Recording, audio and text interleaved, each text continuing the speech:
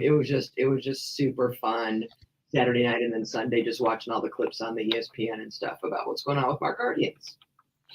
Yeah, super exciting when, one of the things I've been thinking about is a pitching rotation because you have Zach Plesac coming out of the bullpen. So, right, I guess he hasn't really produced as a starter that much for you. So that's one of the things that, how your bullpen is going to look a little bit different. Nick Sandlin is out for the rest of the series, for the rest of the year. But I wasn't a huge fan of Nick Sandlin. So, he loaded the bases too much. And I just, he had to get himself out of some jams and, put some runs on the boards. But, literally, my heart would jump out of my chest when Nick Sandlin was pitching. So, that's one of the things that, wasn't too keen on him back there. But, I think it was, an excellent series for our confidence because, we are looked at as being one of the youngest teams in all of Major League. We are the youngest team of all of Major League Baseball. So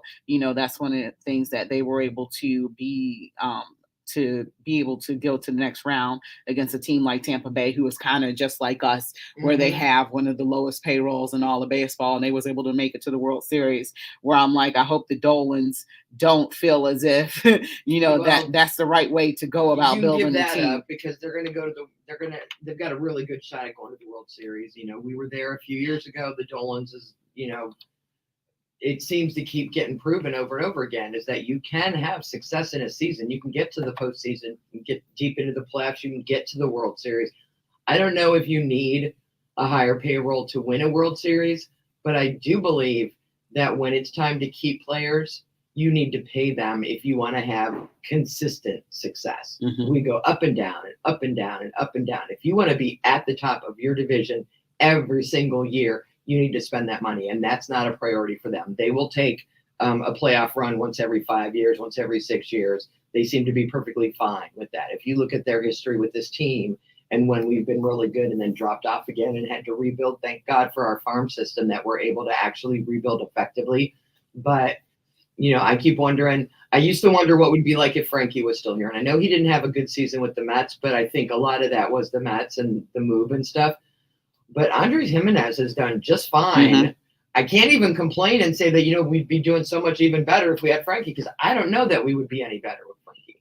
I think from a leadership standpoint, as well, he would have been in an organization for some time at this point. So I think that veteran leadership would have been something that he would have been able to deliver. Yeah. So I was just laughing to myself listening to the radio interviews after the game Saturday. And they have an interpreter come in for all the Spanish-speaking players, and I had not realized just how many Spanish. A lot of them speak Spanish, but still speak English. But there are 5 that are just more comfortable in their own language with an interpreter, and that's cool. I just hadn't realized till they went back to back to back to back in the interviews just how many there were. I'm like, oh, if we get to the big show, we're going to be all over that.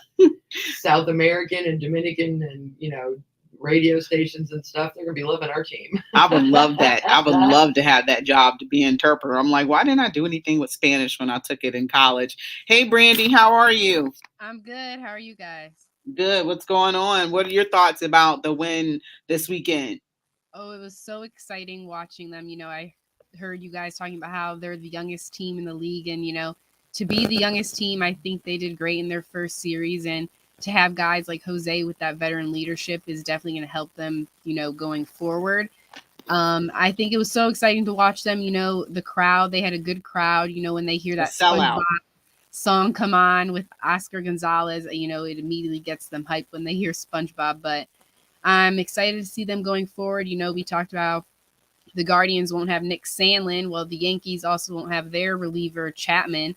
They left him off the roster after missing a workout. So the Yankees, I think, showed with that, they're not playing around this postseason. So the Guardians are definitely going to have to be locked in, even if they are going to be missing him. And our last win was, and I keep going back and forth. Like, how scared of the Yankees am I? And the Yankees are the number 1 team in hitting home runs, and the Guardians are like maybe the last team of all of baseball hitting home runs. So I feel as if they can keep these games close, they can win these games. You can't let the long ball go. Unfortunately, some of our pitchers, Shane Bieber, unfortunately, he gave up a home run in the first game against Tampa Bay. But, I'm like, okay, maybe he'll calm it down because I'm not sure when he's going to pitch again. He's probably going to pitch again, maybe possibly. So you got Cal Quantrill going tomorrow. Mm-hmm. And Aaron Savali is not going, I believe. No, they said that Savali will be in the bullpen for game 1. Game 2 is going to be Shane Bieber, and then game 3 will be Tristan McKenzie again. Okay, so game 3, so that would be Saturday. Would be Tristan. Yes. And then I don't know what they're going to do about Sunday, so I guess maybe Sunday Cal will pitch if they made it to Sunday. So I guess that's where we're at right now. So, I think, Tristan was the only pitcher to beat them this year. He was the only pitcher because pretty much they took 5 out of 6 against us. And Tristan was the only pitcher to beat the Yankees, and he was the only pitcher to beat the Astros. So that says a lot about Tristan McKenzie and the ability that he has and what he can do. And, they didn't really provide a ton of run support, but that's what, baseball is at this time of year. You live and die with every pitch for the most part. So, one of the things I was talking to Rob Parker of Fox Sports today, and I was like, hey, how about those Guardians? And he said, they have great pitching. And that's one of the things that's going to be important. And we didn't get too much into it, but, that's what he said about the Guardians and how much he enjoyed that game on Saturday. It's like, how could you not root for the Guardians on Saturday after that game and just everything that we've been through? Tampa Bay has been to the World Series just recently. We were there in 2016 or whatever and didn't win it. Tampa Bay didn't win it against the Dodgers either. But, how could you kind of not root for like the youngest team in baseball?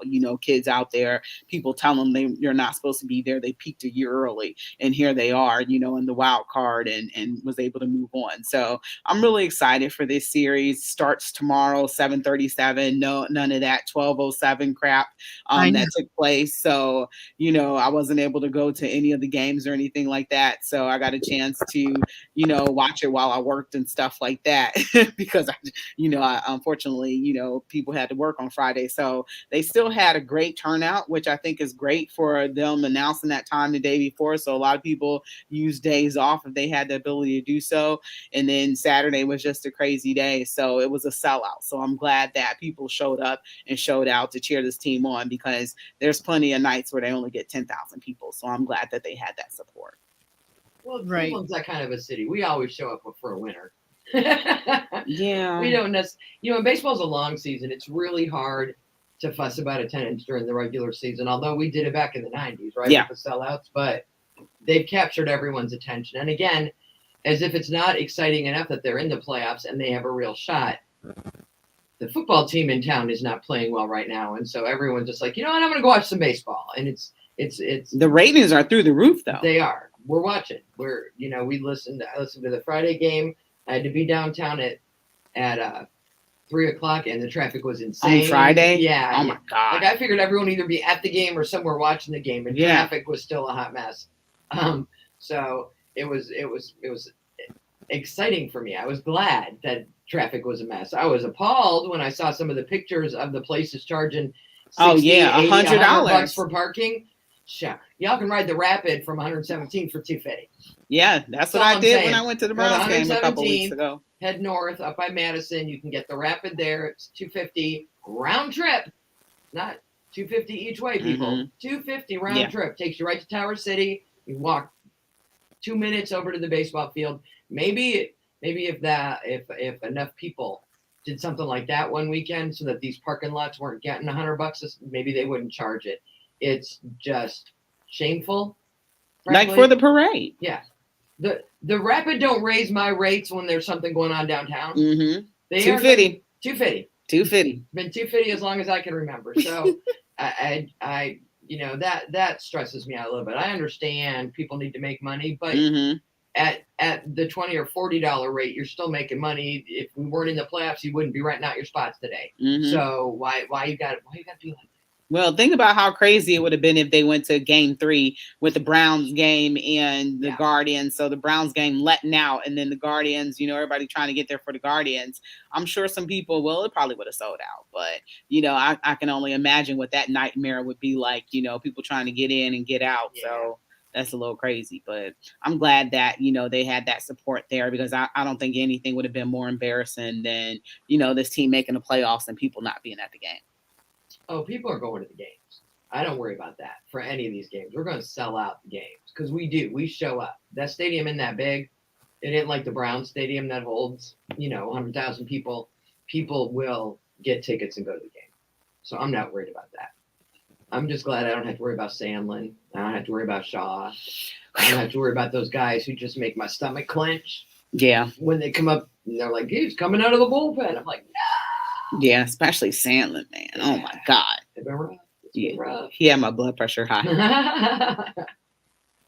So I don't know. I'm feeling good about things. I guess my question for you is, we go to New York on Tuesday. Mm-hmm. Are they gonna bring up the midgies on Tuesday at least once during the broadcast, or are they going to wait till they come back to Cleveland? Because somebody going to bring it up. Oh, yeah. They were out full force yesterday. So, yeah, the midges are out. We got to take a break really quickly. You're listening to Her in the Huddle on WOVU and 95.9 FM. We'll be right back. I forgot to look. Do they still have bottles of water? I didn't realize what time it was. Yeah, it should be some in that refrigerator back there. I just looked at my watch and it said 6:15, and I'm like, oh, she's probably going to wrap it up.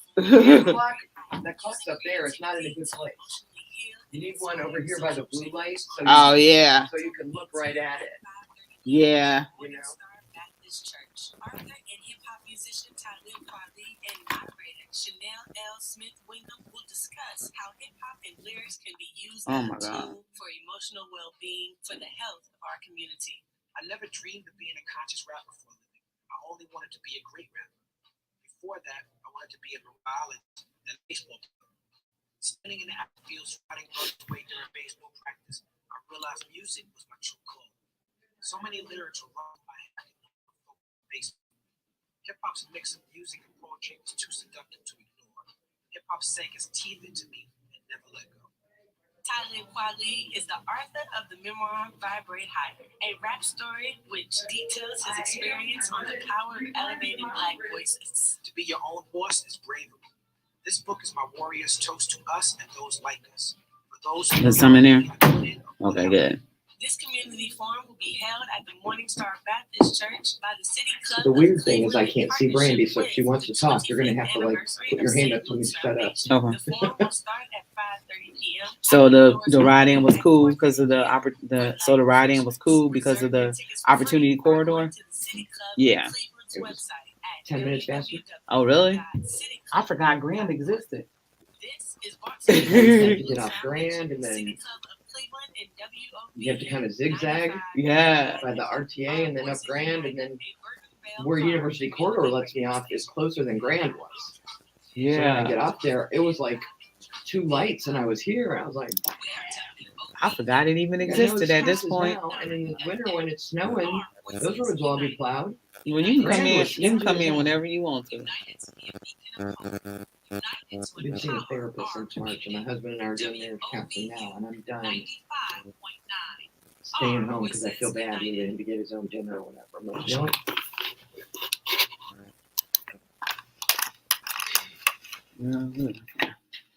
Welcome back to Her in the Huddle with Rachel Hill, the First Lady of Sports. All right, welcome back to Her in the Huddle, WOVU and 95.9 FM. This is your girl, Rachel Hill, the First Lady of Sports, and I'm here in studio with Miss Cleveland Kate, and we got Miss Brandy Fairfax with us online. And you always remember you can keep it locked here on your regular radio dial at 95.9 FM. You can always listen to us online at WOVU.org. You can always contact the station at 216-271-0959. And don't forget, you can download that that WOVU app so you can listen to us on the go and listen to your favorite personalities. And ladies, we were just talking some Cleveland Guardians about the dreaded Yankees that we're going to be playing. So one of the things I wanted to mention is that when they come back here on Saturday, my concern is that it is going to be so many Yankee fans in the house, because that series that they had with them this year, they were pretty much sold out games, and it was mainly Yankees fans. And I think that these are fans who live in the city of Cleveland. So I'm a little concerned that this could turn into a home field advantage for the Yankees on Saturday. Listen, if they're fans that live here, I'm okay with that. But if they're Why? fans, but if they're fans that bought their tickets from a Cleveland area season ticket holder who sold them to make money, I'm not okay with that. You should, if you're not going to use your tickets and sit in your seats, then the Guardian should have to buy them back from you and resell them to someone else in Cleveland, because that I have a problem with. Yeah. But if I live here all year long and I pay my taxes and I buy my stuff and I spend my money in Cleveland and I happen to like another team, I get that. But I'm not selling my tickets for come out of town. Remember during the World Series when all those people came from Chicago and people had sold their tickets, and people's like, people shouldn't be selling their tickets. I'm like, how you gonna tell people what they should do with their money? And some of the prices, like people, this is a bargain here for people from Chicago and New York. So that is why they travel heavily to cities like this, because this is a bargain, and sometimes this is the only way that they can afford to see their favorite teams. Can't nobody be in my pockets, because if it was me, I would sell my tickets. I'm not even gonna lie. It makes some money. But we should put a limit on how many opposing people are allowed in the stadium. And someone explained to me, what was CC Sabathia wearing Saturday? What was it? Was that a Detroit hat? Who's he playing with? Oh, now? I don't Dodgers? know. No, he ain't playing with nobody. He retired. He ain't wearing a Cleveland hat. He not? I thought I had was he? I don't know. It was a Dodgers or a Detroit. It looked like a weird squiggly Could be D squared. I didn't recognize it, but it wasn't. It was a baseball team, but it wasn't either of the two that were playing. And I'm like, dude. Yeah, that don't sound like CC. He all about the like Carlos Cleveland Baerga. Guardians. He got old. Carlos got old. Yeah, pictures with CC, Carlos, and Rajay Davis. I'm like, that's three very different eras of Cleveland baseball. Brandy, are you worried about the Yankees at all? I think sort of. I think if we continue playing how we have on defense and continue hitting runs. And like you said earlier, as long as we keep these games close, I'm not worried. You look at the season so far, they have 37, almost 40 wins that they've won from coming behind in games. So I think as long as they keep it close, that they'll be able to win this series. Mm-hmm. Yeah, I think that's the key right there, because we're not a team that's really built to come from behind with big leads. 1 or 2, we can do that, but big leads, we're not really built for that, because we don't have that big bat that we always know is going to be able to get a hit. Yes, you can say Jose, but that's not going to happen that often, because that pitching gets elevated in the playoffs. So who knows what's going to happen with that? But that's pretty much one of your only reliable bats. And right now it wasn't Jose on Saturday that got it done. It was one of the youngsters. I didn't realize Jose was 30. For some reason I thought he was like in his maybe late 20s, but I didn't realize he was 30. I thought he was almost 40, so I didn't know he was that young. He walked like an old man. Right? You ever seen him walk before? Like he's been around forever.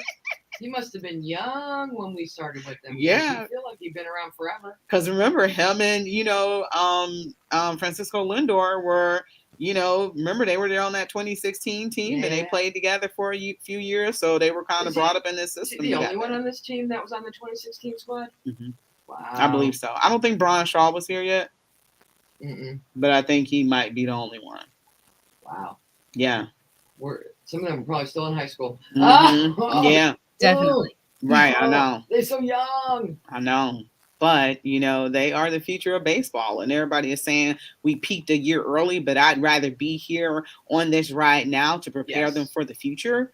Houston, I actually like that Seattle-Houston series. The way Seattle played, I was scared to play Seattle. That was a team that I did not want to face, because their pitching staff pretty much had everything going for them against the Guardians, and we weren't doing anything. And I want to say, did we win one game? I think Zach Plesac won the only game against the Mariners. So I was really worried about that. And then they just, dusted off they just dusted off the Toronto Blue Jays. So I think that's going to be an interesting series with the Mariners against the Astros. And I think Seattle is going to give, I mean, they haven't been in the playoffs in like 21 years. So I think that they're going to give Houston a run for their money. Yeah, definitely. You know, we've seen like the Braves and wild card teams in the past do extremely well in playoffs. So I think that could be a case scenario with the Guardians. But our pitching has done extremely well, you know, the first 2 games. So I think they'll also be out to get the Yankees in this series. I think so. I think it can be done. You know, everybody's like, oh, the Bronx Bombers and stuff like that, Aaron Judge. But I didn't have the stats. I was reading them earlier, but they did a pretty good job of striking Aaron Judge striking him out and him not really being able to go off too much against Guardians pitching, you know. But like I said, if we can control the long ball, that's going to be one of the keys, because, you know, you're going up against the best team in baseball to do it. So your pitching you have to locate. And one of the things that I liked about the game on Friday was that strike zone wasn't a typical strike zone. And the officials or the umpires allowed Shane Bieber to have the strike zone that he wanted to. And you see he was able to get the Rays, you know, swinging at stuff that was low, that was way outside. He kind of controlled that. You know, obviously he was a pitcher, but he literally controlled the strike zone, and it wasn't the umpire. So that was one of the things. So if Shane Bieber can, you know, have that type of game again, if Tristan can have that type of game again, I think we're in business. Yeah, and I would say one of the other things I liked is, you know, especially that game on Saturday going to 15 innings, and our team being the youngest team, you know, they didn't panic. They seemed calm. They were still excited to win this game. So I think as long as they don't panic against these teams like the Yankees, that they'll stay in a good spot. Yeah, and we saw what they were able to do against good pitching. And, you know, offensively, I mean, they had a situation where I think that was bases loaded and they wasn't able to get anybody home. So oh yes, you're not going to be able to do that against the Yankees. Definitely not. I know that was so frustrating to watch because they were getting, you know, 1 run like every inning, and then they had the bases loaded there and weren't able to get any runs in. But yeah, like you said, moving forward, that will definitely cost you a game and a series if you don't get those runs in. Okay. Kate's giving me a look. I'm just looking at, you know, when we played the Mariners, and they don't scare me. I know we went 1-for-7 with them, but we played them 4 days in a row, and then we had go to Baltimore for a couple days, and then we had Seattle again for 3 more. And it was a rugged stretch of games then. And I don't know that they were as focused as they needed to be at that point. Right after that is when they went on that huge run and just started winning. I'm not afraid of Seattle, because the reality is, if you think this team can win the World Series, then they can beat Seattle, right? So the Yankees, I would worry about if this team was older and had more experience with them. But I think this is where them being younger helps, because the Yankees aren't living rent-free in their heads like they have done to some of our teams in the past. These guys have no, you know, experience with them the way we've seen and you and I have lived through. And I think that they'll be just fine. I'd rather play Seattle than Houston, just because I don't like Houston. I don't like them. I personally would have banned them from the playoffs for 5 years after those shenanigans. Yeah. That's all I'm saying. Did they have any penalties at all? Monetary ones, but nothing that hurt them on the field and hurt the game.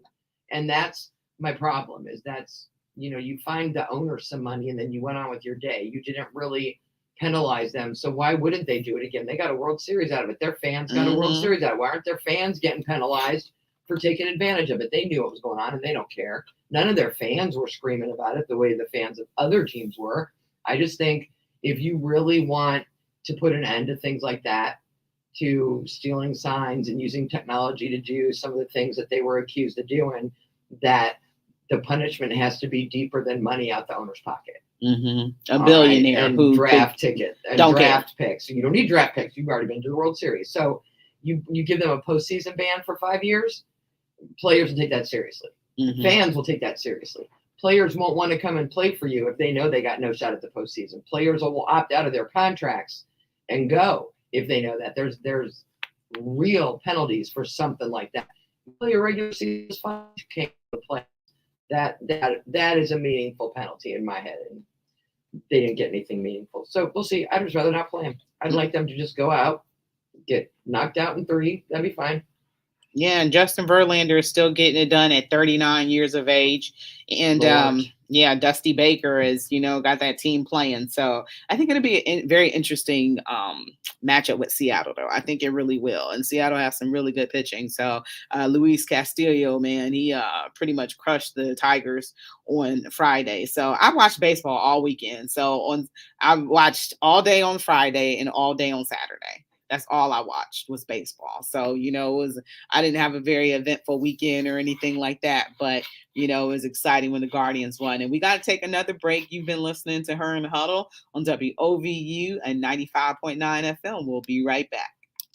The St. Luke's Foundation and the City Club of Cleveland announced their upcoming community forum, Vibrate Higher, using creativity to emotionally heal and inspire social change on Tuesday, October 18th at 5:30 p.m. at Morningstar Baptist Church. So you were saying that y'all was in Gospel? And the moderator, How's it going? Chanel L. Smith-Wiggum, will discuss how hip-hop and lyrics can be used as a tool for It's only been a little bit. well-being for the About a health of month. our community. We started 2 weeks before we went to Jamaica, so end of August. Last week was really rough because I find I'm a people pleaser. I don't say nothing when I get upset. I don't get mad at people. I try to figure out what I did wrong. I internalize all that, and I got damn near 40 years of internalizing being angry at him and behavior that I realize when he does stuff and it triggers my behavior. It triggers me to not do the show if he wants me to do dinner or to be late or to be getting up in the middle of a break and go cooking for him. This community forum will be held at the Making dinner Morningstar with Baptist I mean, Church it's just by the been City Club way of too much of Cleveland that. in And so partnership with the I've 25th been working on myself anniversary since of the March St. Luke's to figure out why I Foundation. do The what I forum have will to do start and why I at do what to 5:30 stop. p.m. after doors It's not open just at people pleasing, 4:30 it's for even light doing refreshments. that. Reserve You your know, free I quit tickets going to the now gym. by I quit going doing to a the lot of City things Club that I of like to do. Cleveland's And so I'm website, slowly starting to get into doing that back. So This this is week brought to you by the was St. brutal. Luke's Foundation, the City Just with Club some of the of things that I Cleveland, said that have been bothering me for 40 years, 36 years. And I just started crying. Burton Bell Car Community Radio Station. Ultimately, I Did you don't be know that listening to we'll still be WOVU together. 95.9 FM? Does he stop and do That's stuff right, for you, 'cause like all when we you wanna need do it? is Need help him you. to? Any situation in No, your never life, have. we can help you make But it he's better. starting to Whether now it's because he realizes education, I'm serious housing, about this. jobs, Because I said careers, point blank, finance, entrepreneurship, I health, spent so many legal years thinking there was issues. no We other have option got but your for me to back stay married and to you. And then I'm now at a some. So point you where you know make me you miserable. gotta I keep need it to be locked to happy. That means I can't be WOVU married to you, then I can't be 95.9 married to you. FM, So 24 let's be hours marriage a day, counseling. And if we can fix things 365 right, if we days can a fix year. things, This I'm out. is And he is finally WOVU taking me seriously. So 95.9, he's made some our changes, voices united, and we're and still you know working, and it's we're still Burton Bell talking. Car So Community it's Radio. not, there's still hope, but listen, I'm happy. I'm here. Welcome back to We need our Beyonce music. I Where's know. our music. All right, welcome back to Her in the Huddle on WOVU and 95.9 FM. Where's our music? You You know, you talked me into getting a TikTok account because I was going to be, that grandma that twerks on TikTok, and I ended up doing whiskey and bourbon reviews because Rachel seen me twerk. It ain't pretty, but it's happened. We have danced in the take that studio. rhythm, We Brandy. used to, I You'd be love it. surprised. for a white girl. Yeah, I'll give you your props. She So- might have a little bit more rhythm than me, Brandy. No, I've Listen, never when been you a play music dancer. on the break, she's been dancing, so I've already seen a little. Yeah, but I set up my TikTok just as a joke because you dared me to do that, and then I started doing other stuff, and I'm enjoying that. But you now have to make some dancing videos. I'll put I know. it. I can't dance But though. we used to have our Beyonce theme song every Oh week. yeah, I and know. I miss that. Yeah, once once Sugar Boog did our introduction for us, Yeah. that was pretty much it. So but yeah, we can talk about Chris Styles about bringing it back a little, maybe coming in and out of breaks and stuff like that. So what should we talk about next, ladies? Really quickly, the Cavs played tonight preseason game against Philadelphia. So Yeah. that's exciting here tonight at home. So we can talk about that tomorrow, but pretty exciting that the start of the season is getting here, October 19th. So like a week and a half, a little bit, week and two, and how many days is in the week 7, right? So I'm like, that take us to the Still 17th. 7. Okay, so a 7 week days. and 2 days. So 9 almost days. here for the start of the basketball season. So that's exciting. So the Cavs are in preseason action tonight. We got to get to these Cleveland Browns. Kate? I'm just going to say this about the Cavs. I was watching the other day, Oh, and I okay. have not paid attention to all the offseason moves. Yeah. And I thought we got Anderson Varejao back because Oh, that God, Lopez no. kid has the same hair Andy had. And so Who this does? Lopez. Oh, yeah. So when I'm looking at the TV from the other side of the room and I look over and I see him running full court and his hair is curly and flopping, I'm like, what, is that Anderson back on the field again? I We know. got Andy on the court? Oh, no, they just got the same hairstyle. So those of you who have those Anderson Varejao wigs that they gave out free during some games back in the day, I guess you can wear them. They're fun to watch. They're going to be very interesting this year. I'm kind of excited for basketball season. With everything else going on, I'm kind of excited for basketball season. Yeah, they're going to be in the playoffs. They're not going to be in a playing game. So they're going to make the playoffs this year. So that's very exciting. So I'm like, stay tuned. They open up. Their first game is in Toronto against the Toronto Raptors. So that's the opening season game. I think. And when is their first home game? I don't know. I can't remember. But their first game for the season is against is this a quiz? Are you okay? Raptors. Your fingers twitching. Do you smell toast? Do I need to call 9? Are you okay? Yeah, man. Raptors. Yeah. Are you okay? Mm-hmm. Don't make me worry about you now. I'm okay. All right. Regular season is Wednesday, the 19th, against the Toronto Raptors at Toronto, then the 22nd at Chicago, and then home Sunday, the 23rd, against Washington. Oh, so we open up on the 23rd? Yep. And we do not have a game on Halloween, so y'all don't have to worry about wearing costumes to the queue. Well, the Browns play on Halloween, so that's a good thing. That is, because I can disguise myself as somebody who likes football. We can talk about the Browns. Can we talk Buckeyes for a minute? Yeah, let's talk Buckeyes for a second. The Buckeyes won this weekend. Woohoo! Yes. The Buckeyes win every weekend and Buckeyes are look now good. ranked number 2. Woohoo! And who was still number 1 this week? Georgia. Yeah. And where did Alabama fall? To number 3. Because if the Texas A&M quarterback runs left instead of looking right, it's a touchdown and an upset, and Alabama takes a loss. They should have lost to Texas. Quinn Ewers went down. Right. I'm like, man.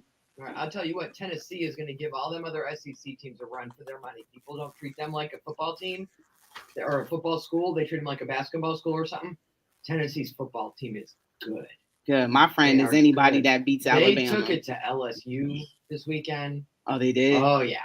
Tennessee is no joke. Oh, good. And I think Alabama has Tennessee this weekend. So we'll see. Okay. We'll see. Good. But yeah, gotta love them Georgia Bulldogs, and don't ask Nick Chubb what he feels about. He's gonna go Georgia, and I get it. I can't. I let Odell and Jarvis root for LSU. I can let Nick can root for Georgia. I can't hold it against him. He went to school there. Of course. It'll be all right. Yeah, but these Buckeyes look good. So, I'm ready for them to, they're on the collision course with Michigan. Michigan is ranked number 4 in the nation, I believe. So they are on the collision course to be 2 top 5 teams possibly going into their match in November. So, they're on the collision course. So I think it's very interesting. I think we play Penn State on Saturday. Yeah, we play Penn State at Penn State, I believe. So it's going to be a whiteout. So that'll definitely be an interesting game. Sometimes Penn State has given us some issues, but I do not foresee this team. I don't foresee Penn State being able to give the Buckeyes some issues because the Buckeyes are covering the spread and they're beating teams by almost 40 points. So, well, yeah, so far this year, 45 was the lowest number of points they put up. 45, 77, 52, 49, 49. I was surprised they put up 49 last week on Sparty. Really? Because the last couple years, Sparty's given us a game. Mm-hmm. They've been tough. They are a hot mess this year. Right. It's an off year for them. We got Iowa this week at noon. Oh, so we play Iowa this week. Then next after that. then Penn State, Okay. at Penn State, then at Northwestern. I still don't know how they ended up with 5 home games in a row. That was a little Because it's crazy. the Ohio State University. Look, you better tell her, Brandy. Brandy Right. is a At alumnus of Northwestern, Ohio State. home against Indiana, and I got tickets for that game if you want to go, Brady. Oh, you do? I do. At Maryland, and then home hosting Michigan to end the season on November 26th, the Saturday of Thanksgiving weekend, as is tradition. We need to Yes. beat them this year.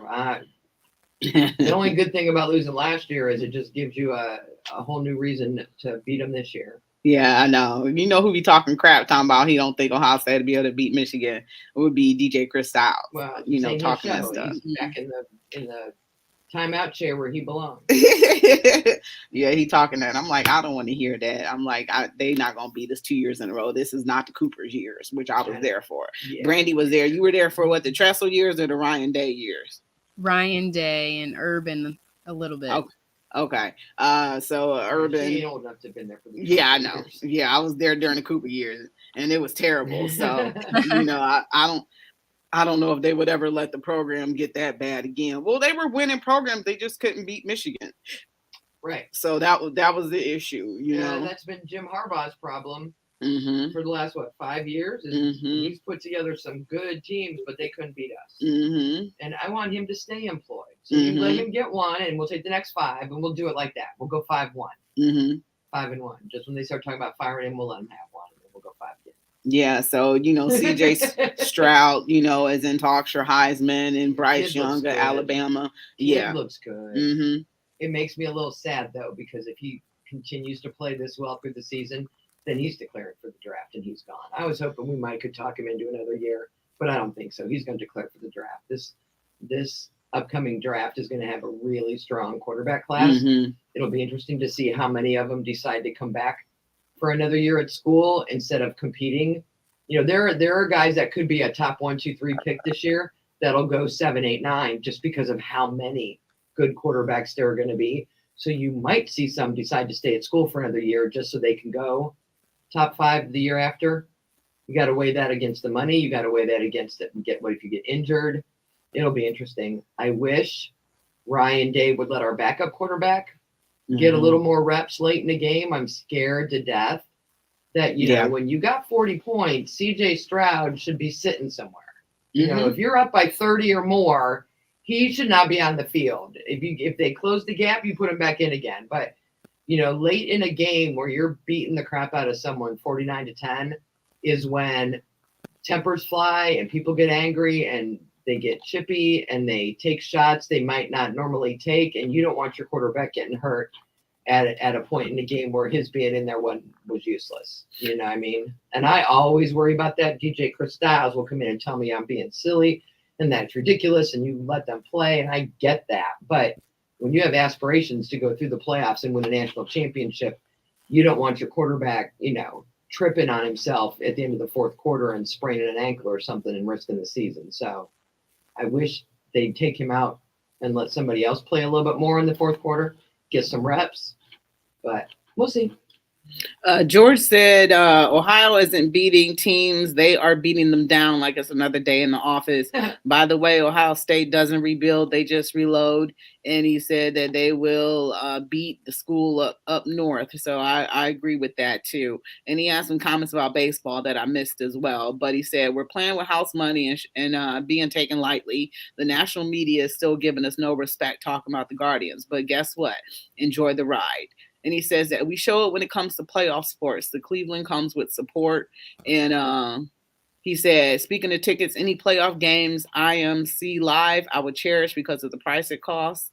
And he said the Cavs play the Knicks on October 30th, and he's going. So he's going to support the good guys. So we're going to go ahead and take our final break. And then when we come back, we're going to get into what the Cleveland Browns are doing. So we can only avoid it for so long. We had to talk about the loss, and we're past the 24-hour mark for Kate. So we're going to be right back. You're listening to Her in the Huddle on WOVU 95.9 FM. We'll be right back.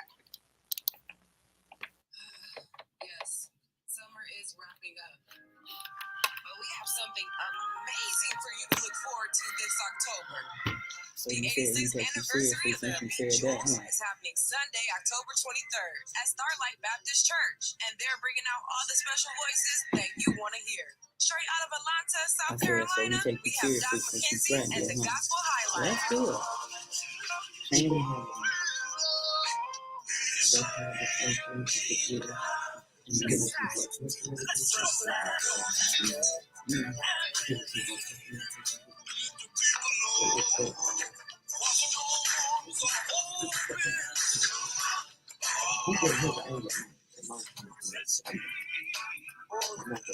I'm not going nowhere until you miss me.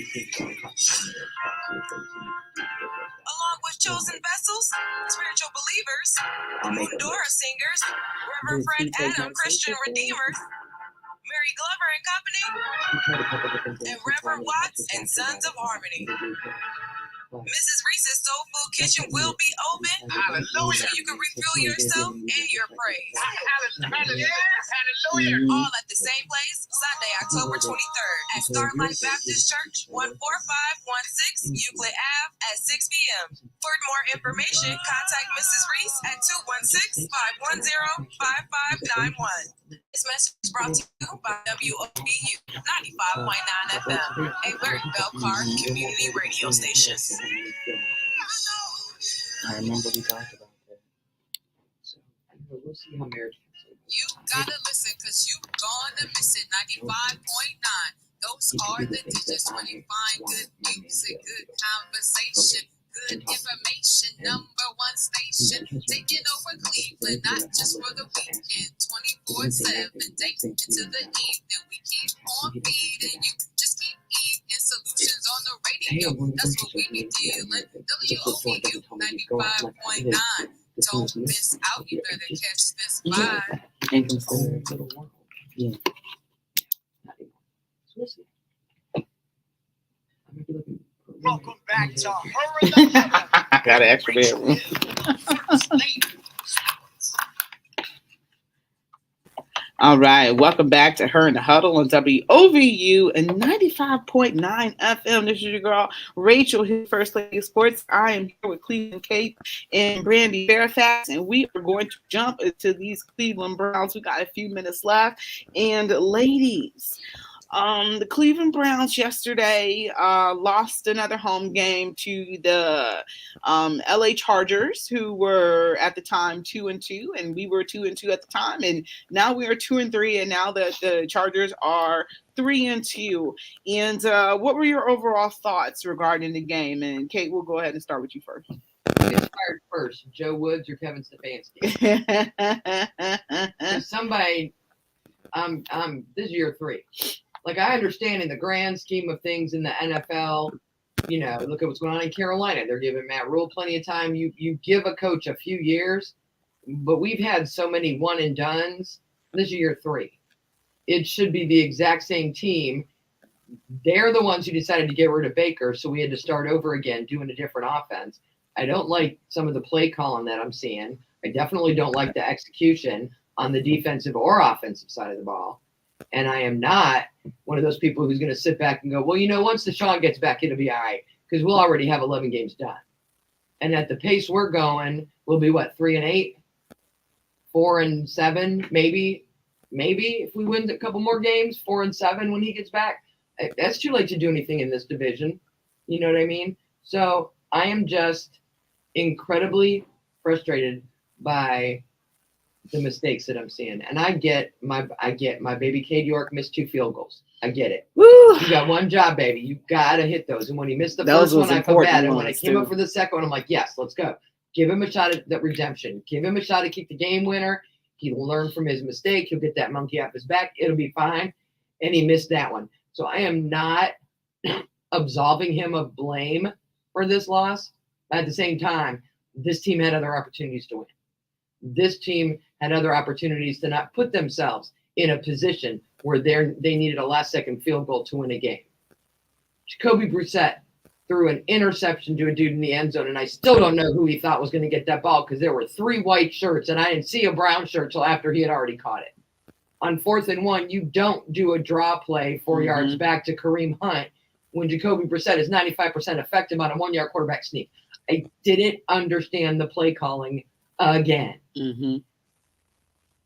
I don't understand what's happening. And then originally, this is a game that I did not think we would win. The Chargers are a very good football team. I had this as a loss on my schedule. When Davian Clowney and Myles Garrett were hurt, I'm like, this is a loss. When I found out they were both going to be in this week, I'm like, you know what? For me, they're both worth 3 points. So instead of a loss, I'm like, we could win this game by 3, maybe 6 points. We could win this. And then they actually played up through 3 quarters well enough to win that game. Mm-hmm. But yet again, we had a fourth quarter where we did not play to our strengths. We did not play to our abilities. We had an 8-minute drive, and then our defense came out and let them have a drive. I'm like, how much more rest do you want? We held the ball for 8 minutes and 7 seconds. Should have been plenty of time for you to get rested up and come in and give me a 3 and out. Nope. So I don't know what to do about the fourth quarter.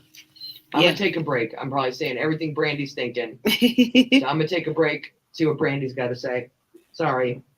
Yeah, it's okay. It's hard. Coaches, I think, people look and they want to blame it just on the defense, just on the offense, just on the coaches. But I think it's everybody that's involved on the team.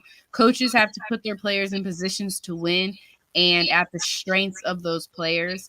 Some people think Deshaun coming back will be the answer, but to me, yeah, that can help us on offense, but Deshaun doesn't play on defense, and that's where a lot of the problems are now.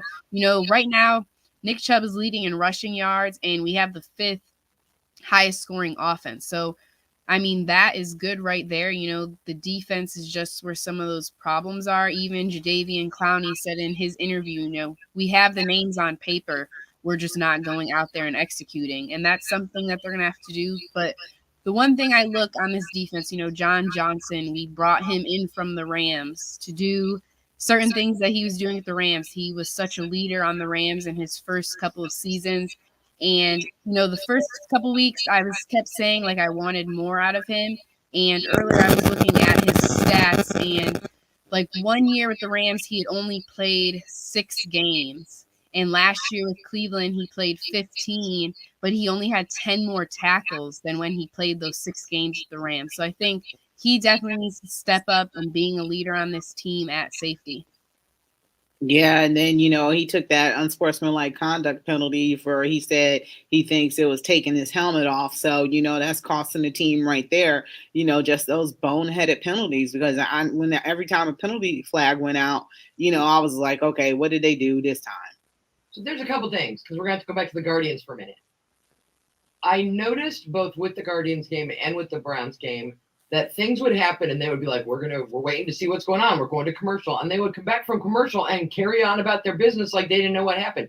They showed a replay of him, and I'm still not sure what he did. He didn't take his helmet off till he was off the field. Newsom took his helmet off on the field, but their numbers aren't even close enough that you could have confused 43 with 20, whatever he is. So I wasn't clear on what he did. And the Guardians game Saturday, Naylor was at the bat, and he said it was a 1-2 pitch, but the scoreboard said it was a 2-2 pitch, and he swung at it, or a 2-1, and he swung at it, and they called him out, but he knew it had only been 1 strike, which would only be 2, and Oscar went from like first to third, is how they were explaining it on the radio. What happened? Was it really strike 3? Who didn't know how to count? I think it was Naylor that was up to bat. Was that Friday's game? I thought it was Saturday because I was in the car for part of Saturday. I forget which game it was, but I think he like half swung at one and he thought it wasn't a strike, but they had called it as a strike. So I think that's why Oscar was telling him to run, because they all thought he had pulled the bat enough for it not to be a strike, but they did call it as one. Because I know he ran to first and Tampa Bay left the field and Oscar got all the way to third. I'm like, how do you steal third? And my husband's like, because they called it a strike, but he said it was only his second strike and the stadium sign was wrong. And I know the stadium sign isn't the be all end all. The umpire behind the plate knows, but the batter should know that too. And so they're like, we'll get this straightened out. Let's go to commercial. And we come back from commercial and somebody's pitching and I'm like, what happened? Can you people out there please tell us at home what's going on? Because I didn't know what was going on. I tried checking Twitter. And nobody knew what had happened. So unless you were at the game, I guess you didn't know what happened. But it was the same with that unsportsmanlike conduct penalty, because they replayed him at the end of the play and walking off the field, and we're like, he was yelling at the ref about what the call was, and the guy on TV speculated that maybe it was the language he used that the ref took offense to. I'm like, I don't know. You hear a lot of language in a football game. I don't know that, there's just, Rachel, we could do a whole show on the ticky-tack stuff that people call penalties. Yeah. When Tito gets ejected. Offsetting penalties is ridiculous. And oh, yeah.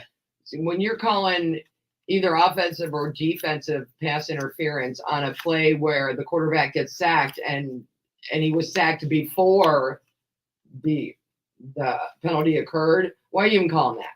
It didn't affect the play. You know what I mean? There's a lot of those ticky-tack things to me where if it don't affect the play, let it go.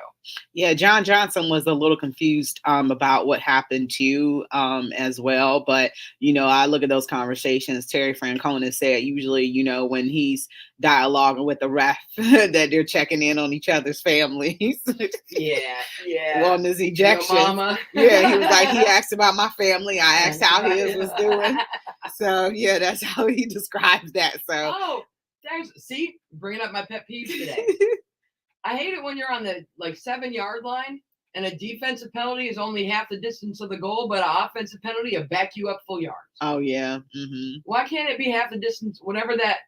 So if half the distance of the goal would have been 3.5 yards, then the offense backs up 3.5 yards. You know what I mean? Keep it even. That ain't cool. Yeah. There were a couple of those yesterday, too, where we got backed up 10 yards, but when the defense committed a penalty, we only gained 2 or 3. And I don't like that either.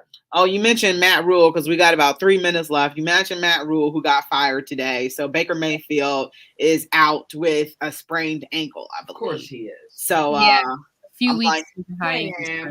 Okay, yeah. I'm like, did he get Matt Rule fired? Nah, that was coming before Baker got there. So, but yeah, once again, Baker will be going through another head coach, and that comes through, his Cleveland career too. So this will be his 4th head coach that his he's been. 6th. In 5 seasons. Oh my gosh. Woo. That's a lot. That's a lot for the kiddo. So, we'll see what happens with them. But yesterday, I don't understand on the 4th and 1, running the draw play when normally Jacoby Brissett is one of the best in the league at quarterback sneaks and getting that yard because he's a pretty tall dude, 6'3", 6'4". So I don't understand the play calling behind that. I'm fine that you go for it, but, why would you call that play out the backfield? And we ended up not getting it, converting it, and, turning around on downs and our end of the field. So, I don't think I'll understand that when we say that was one of the things that contributed to us losing the game. Not wholly, but, once again, our defense got gashed. They got gashed for 228 yards. And at the time, even with Austin Eckler, San Diego was one of the worst, not San Diego, excuse me. LA was one of the worst rushing teams. Hey, I'm still trying to call them the Guardians. They was one of the the worst rushing teams in all of the league. And they were able to gain yesterday 238 yards rushing.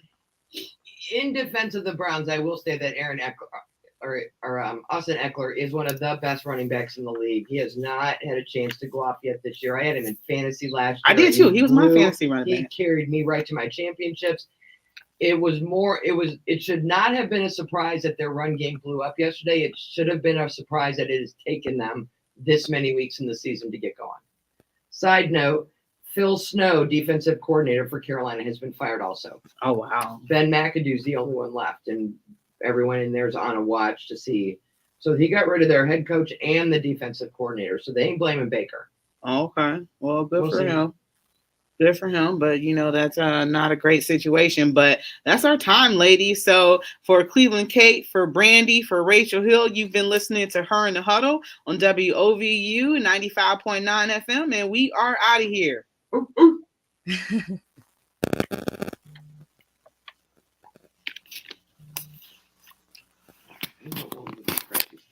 Bye, Brandy. All right. Bye. All right. Talk to you later. Yep. Bye, guys. Bye. Bye.